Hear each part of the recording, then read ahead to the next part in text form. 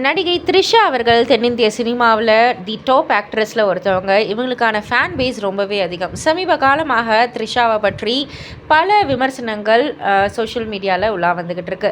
So இப்போ ரீசெண்டாக த்ரிஷா சொன்ன ஒரு விஷயம் தான் சோஷியல் மீடியாவில் அதிகமாக பகிரப்பட்டுக்கிட்டு இருக்கு. அதில் அவங்க என்ன சொல்லியிருக்காங்கன்னா, நான் திருமணம் செய்து கொள்ள இருந்த ஒரு நபர் என்னிடம் சினிமாவில் நடிப்பதை கைவிடும்படி சொன்னார். நான் நடிப்பதை கைவிடுவதற்கு பதிலாக என் திருமணத்தையே கைவிட்டுட்டேன்.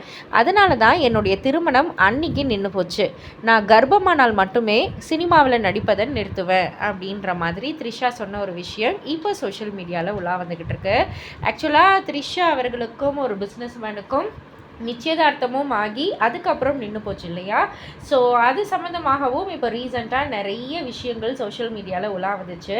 ஸோ இது சம்மந்தமாக த்ரிஷா சொன்ன ஒரு விஷயமும் இப்போ சோஷியல் மீடியாவில் பகிரப்பட்டுக்கிட்டு இருக்கு. இதை பற்றி நீங்கள் என்ன நினைக்கிறீங்க? உங்களுடைய கருத்து என்ன அப்படின்றத கீழே உள்ள கமெண்ட் பாக்ஸில் குறிப்பிட்டு சொல்லுங்கள். மறக்காமல் சேனலை சப்ஸ்கிரைப் பண்ணி பக்கத்தில் உள்ள பெல் ஐக்கானை கிளிக் பண்ணிவிடுங்க.